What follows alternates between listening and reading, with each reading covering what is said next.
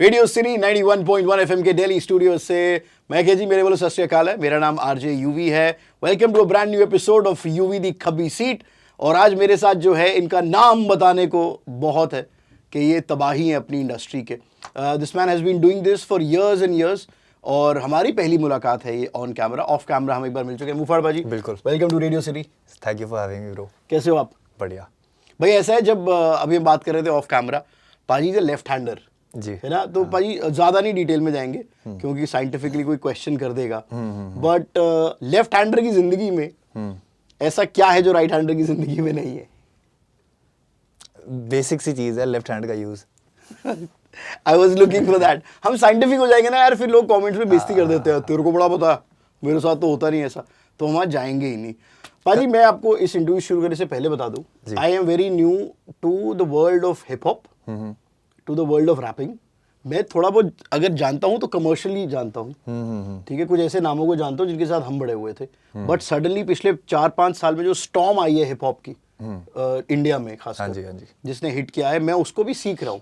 तो शायद कहीं इंटरव्यू में रास्तों में मैं लेफ्ट राइट हो जाऊंगा, आप मुझे वहाँ पर प्लीज करेक्ट कर लेना। बिल्कुल बिल्कुल, I will show you the way, क्योंकि मैं तो 10 साल से कर रहा हूँ। तो 2012 में मुफाड़ आका गौरव जी, एजुकेशन छोड़ी। 2012, हाँ 11 में।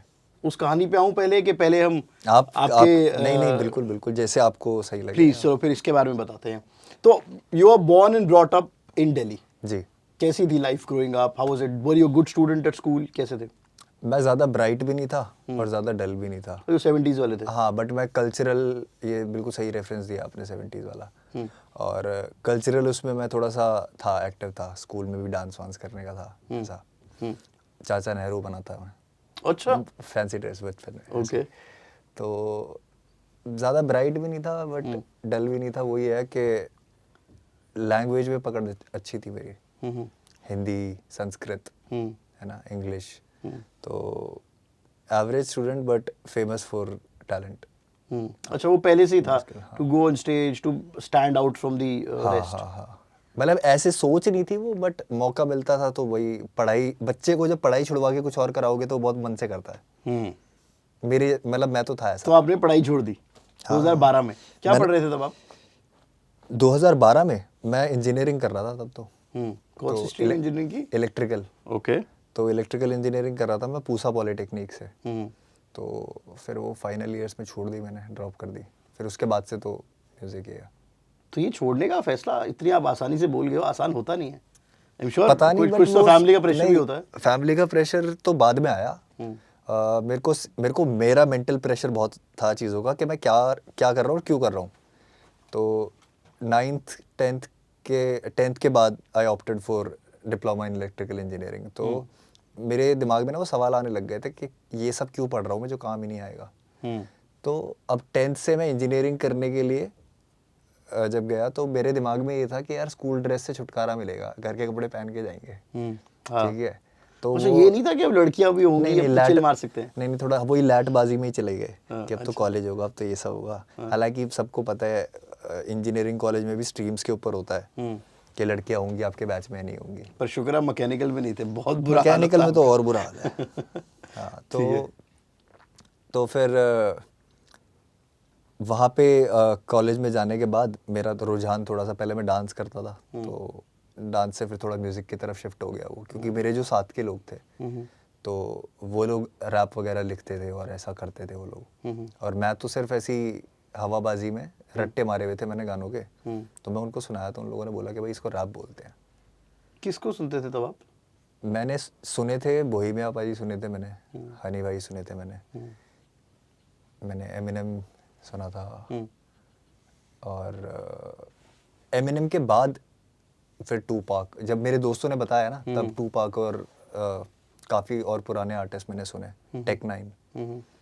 तो फिर वो कीड़ा लग गया उस चीज़ का, और मेरे को ना वो उस प्रोसेस से प्यार होने लगा धीरे धीरे। मेरे को ये चलो ही कि गाना बनता कैसे है।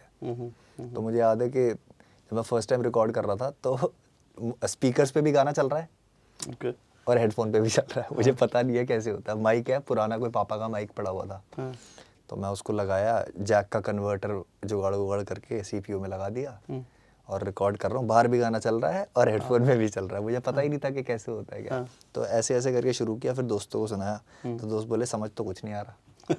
कह रहे सही है तूने लिख लिया, समझ तो कुछ नहीं आ रहा क्या चल रहा है, धुंधला धुंधला सा सब कुछ।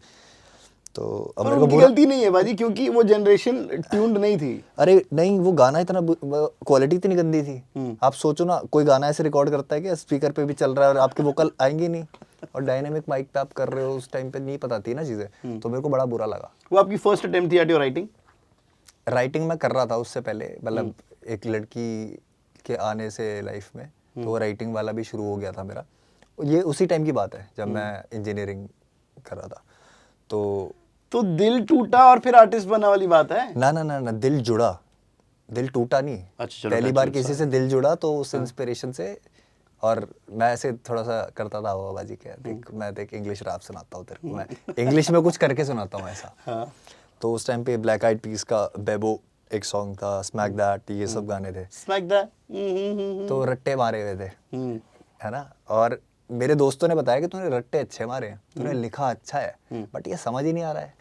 पता ही नहीं था ना मिक्स मास्टर भी होता है, कुछ तरीका होता है रिकॉर्ड करने का, और ये सब चीज़ें होती हैं। तब तक ये दोस्त, ये दुनिया, ये लड़की गौरव जानती थी कि मुंहफाड़ हो चुका था? नहीं नहीं, मुंहफाड़ नहीं आया था तब, मुंहफाड़ आया 2014 में। ओके। उससे पहले तो ये सब गौरव ने अंग्रेजी रैप रटे हुए, हाँ, लड़की को इम्प्रेस किया, दोस्तों को सुना दिया। नए नए सुनने शुरू हुए थे, हाँ। क्योंकि हम डांस करते थे, तो हमें ना यूट्यूब से बीट्स वगैरह ये सब चीज़ें, ट्यूटोरियल्स वगैरह, डांस वीडियोस, ये सब हम देखते थे। तो फिर वहाँ से कुछ फेमस गाने ऐसे थे जो हमें पता लगे कि अच्छा ये भी है गाने। फिर दोस्तों ने बताया कि देख ये जो तू कर रहा है ना, जो तू रट्टे मारे, इसको रैप बोलते हैं। तो मेरे को था कि अच्छा इसको रैप बोलते हैं, ये होता है। तो फिर वहाँ से उन्होंने बताया कि अपना ऐसे ये आर्टिस्ट सुन।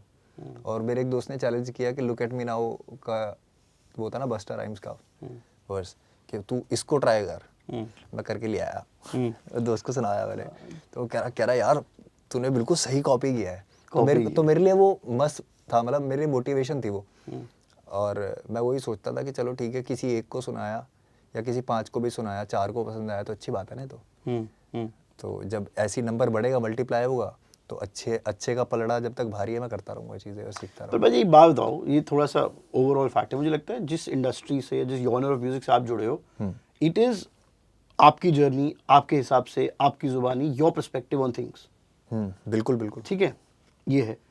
बट कितनी वैलिडेशन ज़रूरी होती है सामने वाले की? मतलब अगर मैं कुछ अभी लिख रहा हूँ, एनी पीस ऑफ आर्ट, एक टाइम तक मैं बिल्कुल 5 लोगों बिल्कुल को चाहिए होता है, चाहिए होता है। बिल्कुल चाहिए होता है वैलिडेशन। आपको वैलिडेशन से ज़्यादा मैं बोलूँगा एप्रिसिएशन ना झूठी भी काम कर जाती है। अच्छा, ओके। पर पता चल जाता है अपने लोगों में कि कौन झूठ बोल रहा है और कौन सच है। नहीं, आपको स्टार्टिंग में मैटर करेगा कि कोई आपकी झूठी तारीफ करके गया या नहीं। स्टार्टिंग में थोड़ी मैटर करता है, स्टार्टिंग में तो आपको सिर्फ कोई अप्रिशिएट ही करते हैं, बहुत बड़ी बात हो जाती है आपके लिए। जैसे मैं जब लिखना शुरू किया या पहली बार किसी ने कोई तारीफ करी, तो मेरे को लगा यार कुछ बोल रहा है बंदा, अच्छा बोल रहा है, तो मेरे को करना चाहिए। और ये अंदर से आती है ना चीज़। और बुरा बोले तो दिल टूटता है।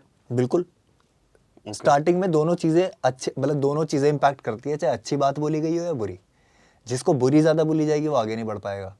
इसीलिए बोलते हैं ना, सपोर्ट करो, अप्रिशिएट करो, इसीलिए बोलते हैं आर्टिस्ट को। आपको अपना लिखा पहला याद है कुछ? फर्स्ट? यार एक कोई गाना था, फर्स्ट मैंने जो लिखा था, प्यार दा वायरस नाम था उसका। ओके। हाँ, बट याद नहीं है मुझे, यही नाम थोड़ा याद है बहुत बस। 4 लाइनें? नहीं नहीं, सच्ची में मेरे को लाइनें तो याद ही नहीं है, नाम याद है उस गाने का, प्यार दा वायरस करके गाना था ऐसे। तो वो बनाया था मैंने। नाम अच्छा लग रहा है। Back in 2012-13 if I am not mistaken. लिखा मैंने 2009 में था वो। 9 में लिखा था? 9 भी नहीं, नहीं 9 नहीं, हाँ 9 में लिखा था। भाजी 12 में आपने स्टडीज क्विट की, 16 में आपकी डेब्यू एल्बम आई। एल्बम तो नहीं आई, बट हाँ मैंने डेब्यू ट्रैक, सोलो एक ट्रैक, सोलो। हाँ तो 2015। 4 साल कैसे वो बीच में फेज रहा? I want to know the main story. Live shows कर रहा था ना, मैं बताता हूँ। जब मैं ड्रॉप किया ना कॉलेज, तो मेरे साथ में मेरा एक दोस्त है सुरेश, तो उसने और मैंने मिलके हमने एक लाइव बैंड बनाया, और we used to do shows सिर्फ लाइव। ओके। तो I used to play synth, keyboard play करता था और रैप करता था मैं उसमें। Wow, okay. हाँ, और ओरिजिनल सब कुछ। तो 5 साल वो किया, 11 से 16। फिर 16 के बाद अपने गाने बनाने शुरू किए, है ना, और रिलीज़ करने शुरू करे। 6 महीने तक मैंने लगातार गाने डाले, अपनी जेब से पैसा लगाया, सब कुछ करके ना, कि there was no going back कि भाई अब कर रहे हैं तो अच्छे से कर रहे हैं, और ऑलरेडी मैं 5 साल दे चुका था। और इस प्रोसेस सीखने में घर वालों का क्या रिएक्शन, सपोर्ट, इनपुट? देखो अभी अगर मैं बिल्कुल वैसे बोलूँ तो मेरे घर वाले बहुत सपोर्टिव रहे हैं। ओके। उनको सिर्फ ये है कि हमारी कि मम्मी बोलती है कि तेरे पापा ने इज्जत बनाई है, उसको नीचे नहीं करना कभी, कुछ भी ऐसा नहीं करना। दूसरा ये है कि करियर को लेके हर पेरेंट का होता है ये तो, वो एक सिक्योरिटी देखते हैं किसी भी प्रोफेशन में, और हमारा प्रोफेशन आपको पता ही है, लोग बोलते हैं कि भाई ज़्यादा उम्र नहीं होती है आर्टिस्ट की, कुछ टाइम तक चलता है, और लोगों को उस टाइम पे ये भी लगता था कि भाई जब तक एक आर्टिस्ट टीवी पे दिख रहा है तब तक ही पैसा मिलता है उसे शायद, है ना। तो अब तो बहुत तरीके होते हैं ना आर्टिस्ट के पास भी कमाने के लिए, है ना। आर्टिस्ट पैसा कमाता है, बिजनेस करता है, चीज़ों में इन्वेस्ट करता तो है। मार्केटिंग ब्रेन बन चुका है, तो एक आर्टिस्ट को मार्केट करना हाँ जी, पड़ता हाँ है। जी, हाँ जी, वो सिर्फ पहले का उसकी आर्ट तक नहीं रहा सब। तो हमारे घर वालों ने तो वो टाइम देखा है ना, तो उनको ये लगता था कि भाई कैसे कमाएगा, और इतना कंपटीशन है तो कैसे होगा। और अब ये था, मैं तो मेरे को गाने बनाने के प्रोसेस से प्यार था, और लिखना मेरे को लगता था कि हाँ ठीक है, मेरे को अगर कुछ फील होता है तो मैं लिख के बता सकता हूँ गाने में। और रैप में इतनी फ्रीडम है, आपको सुर थोड़ी लगाना है, आपको एक्सप्रेशन, आपको ऑनेस्टली बोलनी है चीज़ें। तो ये 16 तक जहाँ तक आपने बताया, जी वो लड़की साथ थी जिसकी वजह से? हाँ हाँ, साथ थी, अरे वाह। साथ थी। तो 16, हाँ आई गेस, हाँ 16-17 में, 17 के एंड में वो लड़की साथ में नहीं थी। फिर उसके बाद एक अलग जर्नी शुरू थी मेरी। अलग जर्नी शुरू हो गई। पर भाई you are growing up as an artist, मुझे लगता है बहुत सिमिलर रही है to a lot of people. मैं अगर बादशाह पाजी का देखूं, उन्होंने पहले अंग्रेजी में रैप किया, कूल इक्वल नाम था उनका, सोडा विस्की गाना मुझे याद है उनका। रफ्तार की बात करूं, started off as a dancer, wanted to venture into dancing, काफी आगे तक गए भी, and then he drifted way to rapping, जैसे कह लो। कहीं ना कहीं you belong to the same generation पर से व्हाइल ग्रोइंग अप, क्योंकि बोहेमिया ही आई थिंक अगर कोई लिटरेचर था इंडियन सीन में तो सबके लिए फर्स्ट बोहेमिया ही रेफरेंस पॉइंट था। बिल्कुल, बहुत, जो आपके लिए भी रहा है। बिल्कुल। तो do you now think that अब जो एंटर कर रहे हैं सीन में लोग, उनके लिए things are much more easier, much more, अब इंस्पिरेशन इंडिया से आई वुड से इजियर, क्योंकि अब आर्टिस्ट इतने सारे हैं तो, और इवॉल्व हैं सब, ठीक है। अब सबको पता है कि हर गली में स्टूडियो है ना, सब होम सेटअप करके गाना बना के कोई भी डाल सकता है यूट्यूब पे, इतने रास्ते अवेलेबल हैं गाना आउट करने के लिए। उस टाइम पे तो हमें तो पता ही नहीं था ना चीज़ें। और जिस लीग की आप बात कर रहे हो, रफ्तार, बादशाह, ठीक है, उन्हीं के शायद 2-3 साल बाद से मेरी लीग शुरू हो गई थी। बिल्कुल पता मुझे सबका था कि कौन कहाँ पे क्या कैसे है ना। और वहाँ से मैं ना देखता रहता था, जिन जिन लोगों के बारे में मुझे पता था, है ना, तो मैं देखता रहता था कि कौन कौन आर्टिस्ट है। और मेरे को था कि अपना जब मैं करूं तो मैं सुनाई दूं, मेरे उसमें से किसी और का नहीं झलक आनी चाहिए कि ये इसके जैसा साउंड करता है। तो अब जैसे होता है ना, रैप का मतलब लोगों के लिए स्टार्टिंग में ये था कि अब बोहेमिया पाजी को सुना है तो उनकी आवाज़ निकालने की कोशिश करते थे, जैसे सिंगर के साथ होता है आतिफ असलम की आवाज़ निकालने की कोशिश करते थे। तो वो होता है हर उसमें ही है। तो मेरी कोशिश रही कि भाई अंदर से निकले, अगर मैं प्यार की बात कर रहा हूँ तो वो मेरी बात लगनी चाहिए, ये नहीं लगना चाहिए कि कोई और। आई थिंक ये रैपिंग और हिप हॉप का पहला रूल है, ऑनेस्टी। हाँ जी, हाँ नहीं जी, तो पकड़ी जाएगी, बिल्कुल पकड़े जाओगे, कॉट हो जाओगे 4K में, वही वाली बात है। Super. Also in this process growing up, मुझे लगता है कि बहुत कोई आप ही के क्रॉप में से था जिससे आप बहुत इंस्पायर्ड थे और यू वर लाइक यार ये अच्छा काम कर रहा है यार, वाओ। हाँ हाँ, मतलब मैं बिल्कुल स्टार्टिंग से भी बताऊँ, जहाँ पे जब मैं कॉलेज में, मेरे दोस्त वगैरह थे, मेरा दोस्त था अंकुर कुमार झा नाम है उसका, तो वो बहुत अच्छा लिखता था, पंजाबी गैंगस्टर लिखता था वो, ठीक है। तो अब मैंने जब फर्स्ट टाइम सुना तो मैं कह रहा यार ये तो खतरनाक कर रहा है, ऐसा साउंड तो हमें बढ़िया करता है। फिर हमें पता लगा क्या, नहीं, रियल भी होना पड़ता है। आप जो जी रहे हो, जो आप कर रहे हो ना, जब आप वो बताओगे तो वो रिलेटेबल भी होता है लोगों के लिए, और कहीं ना कहीं आपकी आर्ट है ना, वो काम तब करती है जब आप ऑनेस्ट होते हो उसके साथ। अगर आप ऑनेस्ट नहीं हो, कुछ भी हवाबाजी कर रहे हो, बोल रहे हो, सिर्फ साउंड अच्छा करने के लिए बोल रहे हो, तो फिर तो कुछ भी लिख लो, कुछ भी बोल लो। तो ये गौरव से मुंहफाड़ आपका नामकरण कब हुआ, कैसे? ये 2014 में हुआ। मेरे साथ में एक आर्टिस्ट और थे, मैं मिला था उनसे, और मैं उनके फ़ैन की तरह मिला था उनसे। कौन? जीत हाकम। ओके। एक गाना था हे जी हो जी, एक कवाई का रैप था उसमें।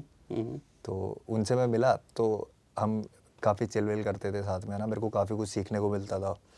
तो मैं बैठता था उनके साथ, तो मेरे दिमाग में ये चीज़ थी कि अब मैं कर रहा हूँ रैप तो मेरे को सीरियसली कर रहा हूँ, तो मेरे को लोगों को भी प्रेजेंट सीरियसली ही करना है उसको, कि इस बंदे का अब मेरे को पता लगा कि भाई नाम अलग होता है रैपर का, रियल नेम से अलग हटके एक आइडेंटिटी होती है।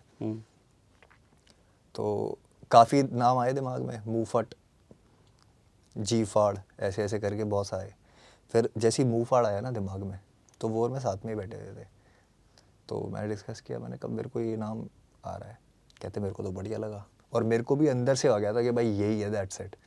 लोगों ने बोला, मेरे खुद के दोस्तों ने बोला कि ये कैसा नाम है, बट मैंने कहा यार काम बोलता है, आखिर में नाम थोड़ी वो होता है, नाम तो कुछ भी रख लो, राइट, इन दी एंड तो काम है ना। तो मैंने कहा ठीक है, काम अच्छा करेंगे, टाइम के साथ साथ इम्प्रूव करते जाएंगे, और कर भी रहा था मैं, क्योंकि मैं 6 साल तक रोज़ के 16 घंटे काम करता था मैं। वाओ। आइसोलेट किया हुआ था मैंने खुद को, और वो सही होता है उससे ही एक बताऊं। आर्टिस्ट के लिए। अगर मुझे, ये मेरा पर्सपेक्टिव है, हाँ जी। अगर आप चीज़ें ऑब्जर्व नहीं कर रहे हो तो कहीं ना कहीं मेंटल ब्लॉक आ जाएगा। आप पहले भी तो ऑब्जर्व किया ही है ना बचपन से आज तक, वो भी तो याद रहती है ना बट चीज़ें। Things evolve.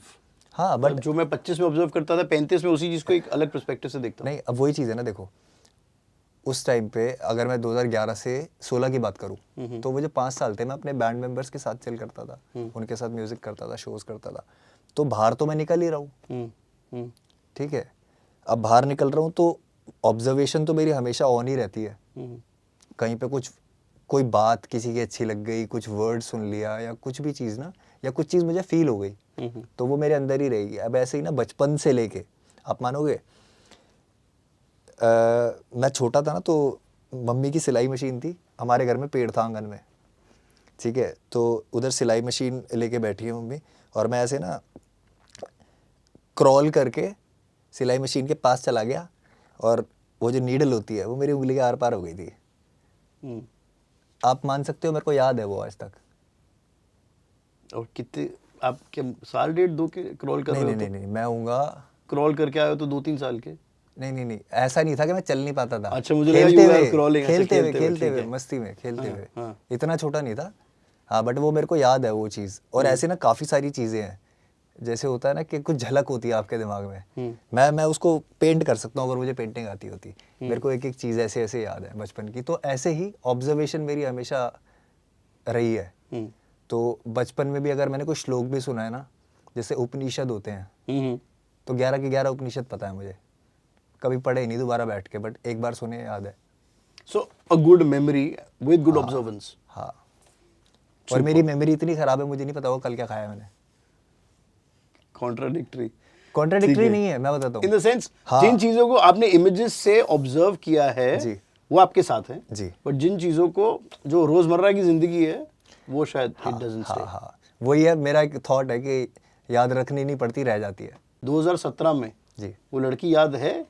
2017 में, अब तो हम 24 में बैठे हैं ना। हाँ, तो 7 साल हो गए इस बात को। तो हाँ, तो मैं वही तो पूछ रहा हूँ, वो मेमोरी फ्रेश है जो कि- इंसान मेरी जिंदगी में रहा है, सबका शुक्रिया, मैं तो ये बोलूँगा। सबने कुछ ना कुछ सिखाया है मुझे।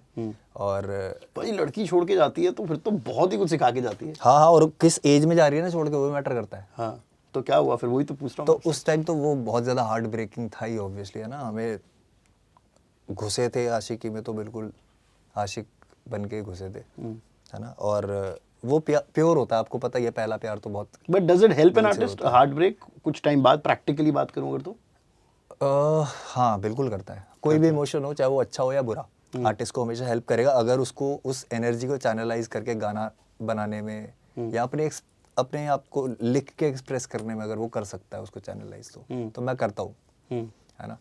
और वही सारी चीज़ें कि मुझे ना दोबारा दिल तोड़वाने की ज़रूरत एक हार्ट ब्रेकिंग सॉन्ग लिखने के लिए, ना मुझे वो कुछ और फील करने की ज़रूरत। मुझे पता है वो फीलिंग क्या होती है, मैं लिख सकता हूँ, वो वाली चीज़ है। तो भाई वहाँ से जर्नी आगे बढ़ती है 17 से। जी। Do you think you reached the position जहाँ पर आप कह सकते हो कि अब मैं कमर्शियली बड़ी चीज़ें करने के लिए तैयार हूँ, कमर्शियली? हाँ बिल्कुल, और आप कर रहे हो? कर भी रहा हूँ, हाँ। Are you getting into seeping into Bollywood, doing commercial tracks, front line अब वो ट्रैक्स? डेफिनेशन सबकी अलग है। हाँ, आपकी डेफिनेशन क्या है ऑफ? मेरी डेफिनेशन ये है कि मेरे जो सुनने वाले हैं उनकी संख्या बढ़ती जाए हर साल, ठीक है। हर साल मेरे अकाउंट में पैसे बढ़ते जाएं, हम्म। मेरे घर वाले मुझसे और ज़्यादा खुश होते जाएं, मेरे दोस्त यार मेरे साथ और ज़्यादा टाइम स्पेंड करने की सोचे, मेरे जो अपने लोग हैं वो मेरे से खुश रहें, मेरे लिए सक्सेस है। मुझे लगता है ये आर्टिस्ट नॉन आर्टिस्ट सबका ही ये होगा।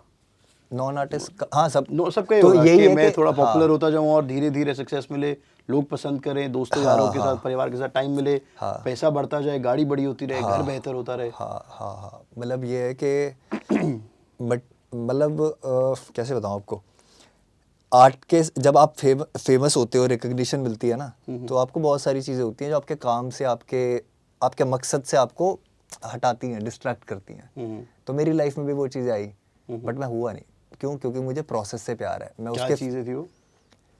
बहुत चीज़ें हैं, लोगों का दिमाग घूम जाता है भाई। अगर आपको थोड़ा भी फेम मिलता है या कुछ भी होता है ना, मैंने बंदे देखे हैं ऐसे कि थोड़ा बहुत लोग जानने लगे हैं तो हवा में आ जाते हैं ऐसे ऐसे, है ना। अब वो ठीक है, उनके लिए ठीक है भाई। अब फीलिंग लो, फीलिंग के ऊपर ही तो ज़िंदगी चल रही है। फील नहीं लोगे तो कैसे चलेगा? Feel low but this reminds me, ये फीलिंग मेरे को याद दिलाती है। हाँ। आपने बहुत लोगों को फीलिंग फीलिंग में बहुत कुछ बोला है हाँ भाई, ना? दिल से बोला है। प्यार और नफरत दोनों दिल से है। दोनों से। क्या ये कल्चर के लिए करना पड़ता है ऑनेस्टली, या फिर आपका नाम मूफाड़ है, this goes with your personality? This कि is all अगर मेरे about को the personality. कृष्णा को डिस करना है तो मैं करूंगा, मेरे को रफ्तार के लिए, कलमकार के लिए कुछ बोलना है तो मैं बोलूंगा।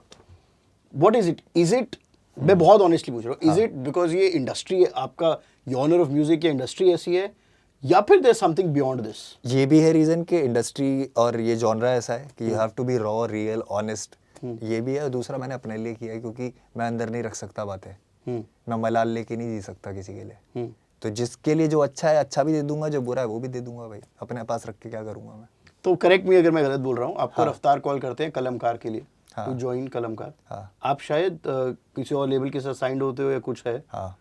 और आप ज्वाइन नहीं कर पाते हो, यही रीजन था? नहीं नहीं, ऐसा कुछ भी नहीं था। ऐसा कुछ नहीं था? कलमकार मेरे को में कहानी बताओ ना, फिर नहीं, ये नहीं, रिफ्ट कहाँ से शुरू हुआ? नहीं नहीं, कलमकार में कोई साइनिंग वाइनिंग वाला ऐसा कुछ सीन नहीं था। बस ये एक इंसिडेंट था कि हाँ, कि जिस लेवल से मैं साइन था, so he went to that level to ask कि अगर मूफाड़ मिल सकता है तो बताओ भाई। तो उन लोगों ने मना कर दिस इज दिया। देसी म्यूजिक फैक्ट्री इन कलमकार। हाँ सो अंशुल गर्ग एंड कलमकार। हाँ। ओके। तो ऐसा ऐसा हुआ था और मेरे तक आई बात कि ऐसे ऐसे हुआ है। तो मैंने कहा कोई बात नहीं, अच्छी बात है यार कि अगर कोई इंसान सपोर्ट करने के लिए कुछ भी करना चाह रहा है। और मैं अपना काम और बिजनेस जो था मैं उसमें दिमाग नहीं घुसाता था। मैं सिर्फ भाई अपने ऑनेस्टली अभी तक मुझे कुछ गलत लगा नहीं।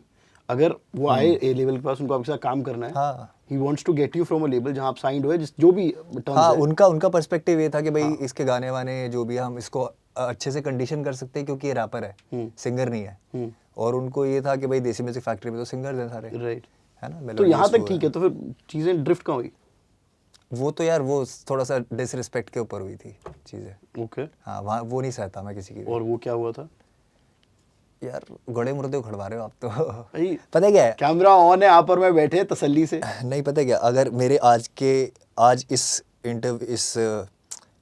इस प्लेटफॉर्म पे ये बोलने से बातें अगर ख़त्म हो जाती ना तो मैं बोल देता भाई, कोई दिक्कत नहीं थी मुझे। बट मुझे पता है वो नहीं होती ख़त्म। आप कितना भी अपने साइड की चीज़ें बता लो, लोगों को मानना वही है जो उनको लगता है ना। और मेरे को ये लगता है जब सामने वाला भी बात नहीं करता इस बारे में तो मैं भी क्यों करूँ फालतू में। ये तो चलो ठीक है, जो चीज़ें हुई आई ओन अप टू दैट, कि जो हुआ है हुआ है, सीधी बात है ना। बट ये है कि अब उसको एक्सप्लेन करना कि मैंने आपको बता दिया डिसरिस्पेक्ट वाली बात थी और वो नहीं सहता मैं। और कहीं ना कहीं ईगो पे आपकी ये भी लगी थी कि हसल पे आपको रफ्तार मैंने बुलाया नहीं? नहीं, वो ईगो यार मेरे, पता है क्या है, देखो ईगो इसमें कुछ भी नहीं थी नहीं, ना। आर्टिस्ट की ईगो कह रहा हूं मैं, गौरव से नहीं, मैं मूफाड़ से बात कर रहा हूँ। नहीं नहीं नहीं नहीं, देखो डिसीजन मेकिंग तो एक ही दिमाग कर रहा है ना, हम्म, चाहे पर्सनैलिटी 3 हो। हम्म, तो मैं लालची हूँ ही नहीं। मैं तो बोलूँगा आप आ जाओ भाई, आप आ गया हो, आप आ गया हो, मैं वो वाला बंदा हूँ। तो मेरे को ऐसे नहीं था कि मुझे क्यों नहीं बुलाया। बात ये थी कि अगर आपने मुझे इतने प्यार से ये लिख के भेजा है कि खुश हो जा, तेरे को ऐसे ऐसे बुला रहे हैं। okay. भाई मेरी खुशी किसी के उस पर डिपेंडेंट नहीं है, पहली चीज़ तो ये थी ना। तो ये भी डिसरिस्पेक्टफुल है कि नहीं, आप बताओ, खुद बताओ। मतलब ये आगे से मैसेज पहले आया था हाँ कि भाई, खुश हो जा, हाँ। तेरे को बुला रहे हैं।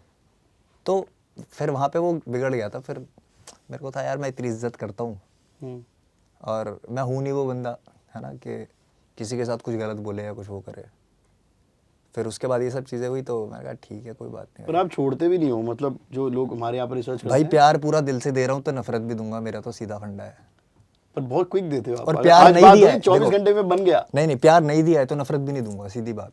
हम्म, ये ये तो कहाँ होता है। जब आपने बात ही शुरुआत की कि फीलिंग सब लेते हैं, लेनी भी चाहिए, हाँ तो कोई ना कोई इमोशन तो सब में रहेगा। हाँ हाँ हाँ, ये तो है। और देखो जर्नी है, यही जर्नी है, जैसी करनी वैसी जर्नी। कोई इस प्रोसेस में कभी किसी का फोन भी आ जाता है कि अरे यार चल बस करते हैं, बहुत सारे पैचअप भी हुए हैं पीछे, हाँ, किसी का फोन नहीं आया आपके पास? पैचअप के लिए नहीं आया सच्ची बताऊँ तो। पर वैसे आया? मतलब ऐसा हो रहा था कि मुझे ना बोला जा रहा है कि अरे नहीं नहीं रहने दे, और वहाँ जाके कुछ और बातें हो रही है, मतलब सोशल मीडिया पे कुछ अलग चीज़ें हो रही हैं। तो वो चीज़ तो अच्छी नहीं लगती ना यार।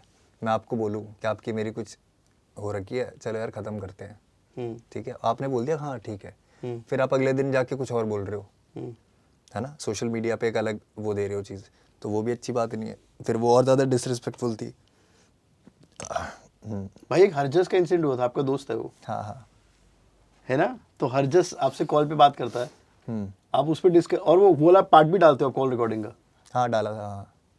वो कॉल रिकॉर्डिंग नहीं थी भाई, मैं क्लियर कर देता हूँ, ये चीज़ है क्लियर करने वाली हाँ प्लीज करो ना। कि वो वॉइस नोट था, वो वॉइस नोट था। वो कॉल रिकॉर्डिंग नहीं थी। मैं क्यों रिकॉर्ड करूँगा कॉल हाँ उसकी। चलो ठीक है, वॉइस नोट था। हाँ हाँ, वो वॉइस नोट था। और जब उसने भी थोड़ी हद पार करी तो मैंने कहा तेरे को दिखाता हूँ जगह तेरी भी, रुक जा। और ये दो दोस्त हैं, मतलब हाँ हाँ, और अभी भी हम चिल हैं, इतना कोई सीन नहीं है।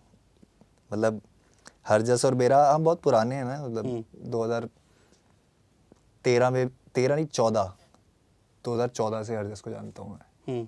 तब वो 16 साल का था उस टाइम पे, ठीक है। तो हम दोनों साथ में ही घुसे हैं, साथ में ही नाम बनाया है, सब चीज़ें। तो वॉइस नोट में था कि उसको बोला गया कि ऐसा कर। हाँ, उसको सिर्फ मतलब देखो, मैंने उससे पहले भी हल्की सी धमकी दी थी गाने में, ऐसे फ़ोन दिखा के कि समझ जा।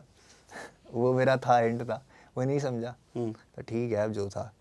ना आपने कृष्णा All done and छोड़ा, dusted. ना आपने कलमकार तो चलो साइन नहीं है, तो रफ्तार पाजी, बीच में एमवीवी के साथ भी नहीं, एमबीवी के साथ कुछ नहीं हुआ। पैचअप हो गया था, बट उसके साथ ऐसे कुछ गलत नहीं हुआ, बट हाँ ये चीज़ हुई थी कि मैं डिसअपॉइंटेड हुआ था जो भी इन दोनों के बीच में चल रही थी, है ना। तो उससे मैं डिसअपॉइंटेड हुआ था, और मेरे को एक तरफ वाला बोला जा रहा था कि भाई हमें कोई कि मैं तो सबका भला सोचता हूँ। ऑब्वियसली मैं रफ्तार की बात कर रहा हूँ कि मैं सबका भला सोचता हूँ, मेरे साथ गलत हो गया। तो मैं उस थोड़ा इमोशन में, भाई वाले इमोशन में था कि यार मिले हम लोग, है ना, और इस तरीके से चीज़ें थी, तो ये नहीं होना चाहिए था। तो मुझे भी उसकी साइड नहीं पता थी, मेरी गलती ये थी कि मेरे को उसकी साइड नहीं पता थी। अब अपना तो भाईचारा होता ही है दिल्ली में, तो वो वाली चीज़ थी बस। पर इन सब सारी चीज़ों में कोई किसी घर में कुछ बोल रहा है, कोई डिस कर रहा है, कोई गाना लिख रहा है, बैक एंड पे 100 चीज़ें होती होंगी। Do you think this is what, यही बेस है एक फैन के लिए, किसी को भी फॉलो करे वो, पर किसी ने किसको क्या बोल दिया, उनके लिए तो मसाला है ना ये। हाँ तो खाओ, पेट खराब करो ना, स्किन पे दाने होंगे, मुहासे होंगे तुम्हारे, खाओ मसाला, मैं तो ये बोलता हूँ। बट आप, the whole community serves it. अरे पता है क्या है, देखो मतलब ये तो वो बात होगी कि जंक फूड मिल रहा है, हाँ। ऐसे ऐसे डिश वाले रैप मिल रहे हैं, आप खाओगे तो आपको तबीयत खराब होगी, आप सुनोगे तो वो मसाला मिलेगा। अच्छा एक चीज़ देखना, मैं आपको अगर कुछ चीज़ सजेस्ट करता हूँ, ठीक है, आप मेरे सिर्फ कहने पे मान लोगे या आप उसको ये सोचोगे कि यार ये सही है गलत है? नहीं नहीं, मैं अपने दिमाग से क्वांटिफाई अपने दिमाग से करोगे ना, तो जितने भी लोग जो इस तरफ इंक्लाइंड होते हैं कि भाई हमें डिस सॉन्ग सुनने में मज़ा आता है, या हमें दूसरे की लड़ाई होती है तो उसमें ज़्यादा मज़ा आता है, ये तो बेसिक ह्यूमन नेचर है। जहाँ पे कलेश, ठीक है, वहाँ पूरा देश। बिल्कुल। तो वही चीज़ है। इन चीज़ों से वापस बाहर आते हैं। विल कम बैक टू पाजी की गाड़ी की number plate which is DL9 cap. जी इस गाने के बारे में बताओ आप। भाई, DL9 cap is about me representing where I come from, मेरी लर्निंग्स बचपन से लेके, और जिस जगह से मैं आता हूँ वहाँ की एनर्जी क्या है ना। It's all about me representing the capital. So राजधानी है, अब उसको मैं महाराजधानी बनाना चाहता हूँ।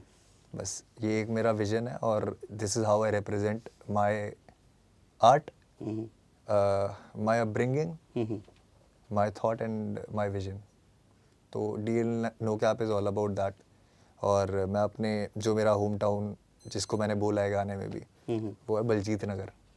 तो बलजीत नगर जो है पटेल नगर के पास एक एरिया है, और आनंद पर्वत को काट के वहाँ से बलजीत नगर बना हुआ है उधर। तो दिल्ली शहर है वैसे ही भाई, उसमें सोचो ना, पहाड़ तो वैसे ही नहीं है, और वो पहाड़ी एरिया को काट के बनाया हुआ है। तो वहाँ पे ना सारी चीज़ें ऐसे और ऐसे हैं, सीधी गली नहीं है। Okay okay. तो गाने में भी बोला है मैंने कि देखे हैं कितने उतार चढ़ाव, होने ना दी कम ये स्पीड, मगर है फैली ये जड़ें मेरी हर जगह, जैसे है गलियों में गलियां बलजीत नगर। वाह। क्योंकि वहाँ पे एक गली में 4, 4 गली में 8, मतलब वो ऐसा एरिया है कि आप बाहर नहीं निकल सकते अगर आप वहाँ के लोकल नहीं हो तो, भाग नहीं सकते वहाँ से। Really? हाँ हाँ भाई। सुपर। पाजी can you rap for us अगर हाँ हाँ बिल्कुल। रैप करूँ capital DL no cap, hater भी फैन मेरे bitch when I rap, pass me the mic का दिखाऊं तुझे बातें मेरी डार्क एंड कॉकी हूँ जैसे मैं ब्लैक, दिस नो गिमिक तुम हो अदबरे से जीवित है नहीं, मेरी तो कोई लिमिट करे, हील बातें वेदिक करता, सेक्स की बात देता सक्सेस की फीलिंग, कज़ा ड्राइव द एनर्जी जैसे हाथ में स्टीयरिंग, किस्मत सोई थी जगा दी फिर टांग के ऊपर टांग करके, दुनिया ले गई करवट पड़ी मेरी तरफ कान करके, पता ना चले कब मैं कहाँ खींचूँ सांस भर के, हर भूले भटके को फिर आना पड़ता याद करके, और बता कैसा लगा वानर से इंसान बन के, इज्जत कैसे मिले ये गुलाम आज भी जानवर से, निकलेगी दिमाग से नहीं जाऊँगा जब कान भर के, स्निच पे मैं स्निच करूँ फ्लेक्स ये ज़ुबान करके। Wow, solid solid. It's all about representing where you come from. आपने ये लाइन अगर आपका ध्यान गया हो तो, कि स्निच पे मैं स्निच करूँ फ्लेक्स ये ज़ुबान करके। स्निच होता है जो इधर की बात उधर करता है, तो जो बंदा इधर की बात उधर करता है मैं उस पर तो स्निच कर सकता हूँ, चोर के घर में चोरी बुरी थोड़ी है। बिल्कुल बिल्कुल, कर्मा है वो तो। एब्सोल्युटली। वाओ यार, मतलब मुझे लगता है कि जॉनर ऑफ म्यूजिक को जितने भी आप जैसे हाँ जी। गेस्ट मेरे पास आते हैं, मुझे हर बार एक लेवल एक लेयर और सोचने को, समझने को, सीखने को मिलती है। भाई very honestly, just to end this off, क्या हिंदुस्तान का रैप सीन इस वक्त सही डायरेक्शन में है? क्या हम सही पेस पे हैं, सही डायरेक्शन में हैं? हाँ, सही डायरेक्शन में। And the pace is also okay. Yes, pace तो खींचा पड़ा है, मीटर खींच रखा है लोगों ने, इतने सारे आर्टिस्ट है, कोविड के बाद से तो और बढ़ गए, है ना। तो सही डायरेक्शन में है। मैं ऐसे ही देखता हूँ चीज़ों को कि मेरे हिसाब से कुछ गलत नहीं है, सब अपनी जगह सही हो रहा है। इट्स ऑल अबाउट आप सही जगह पे सही टाइम पे हो या नहीं हो प्रेजेंट। तो सब कुछ बढ़िया है, इतने सारे अच्छे अच्छे टैलेंट देखने को मिल रहे हैं, है ना। लिरिकल राइटर्स कितने अच्छे हैं, है ना। हम लोगों को तो हिंदी में तो अच्छे लिरिकल राइटर नहीं मिले देखने को, है ना। तो हम लोगों ने सुना बाहर वालों को, फिर हमने, आप ये सोचो हिंदी में रैप अच्छा नहीं साउंड करता था भाई, हमने अच्छा साउंड करवाया है लिख लिख के। अगर हम लोग नहीं कर रहे होते वो, तो बहुत सारे लोगों को ये भी सुनने को नहीं मिलता जो आज लिख पा रहे हैं। तो वही चीज़ है, एवोल्यूशन है। अब हमारे बाद जो आएंगे वो देखो आगे क्या तूफान लेके आते हैं, अब खतरनाक। थोड़ा थोड़ा रीजनल लैंग्वेजेस में भी उठना शुरू हो गया रैप। हाँ हाँ, और यही होना चाहिए। देखो रिप्रेजेंट करने के ऊपर है ना, आप अपने आप को रिप्रेजेंट कर रहे हो, और हर इंसान किसी ना किसी एक अलग जगह से आता है। तो ऐसे ही रीजन से फोक, है ना, तो ऐसे ही उठेगा। सुपर। मैं क्विकली 4-5 नाम लूंगा जी। Your reactions on them, honest reactions. Honey Singh, motivation machine. बात होती है उनसे बाजी से कभी? मेरी इंस्टाग्राम पे हुई है, मतलब होती है? हाँ हुई है। सुपर। इक्का भाई क्या बोलूं, मतलब वो इंसान से मैंने ये चीज़ सीखी है कि जड़ से कैसे जुड़े रहते हैं। रफ्तार कुछ नहीं। ओके। बादशाह भाई super successful artist. King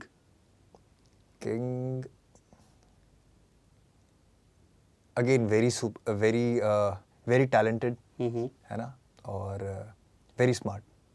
Amy बनता है इंस्पिरेशनल। लास्ट नाम कृष्णा क्या बताऊं इसके बारे में यार, कुछ नहीं। 2 नामों पे कुछ नहीं बोला आपने। आपने बोला है, आपकी चॉइस है भाई, बताओ। Absolutely. That's it then. Fantastic. पाजी पहली मुलाकात थी, but I think the more you grow the more songs that Yes, you sir, out yes, with, sir. हमें बहुत मौका मिलेगा बातचीत करने का, भाई। थोड़ी और ले मुझे बहुत अच्छा लगा भाई बात करके। थैंक यू सो मच भाई। Yes sir, thank you so much for having me. Pick up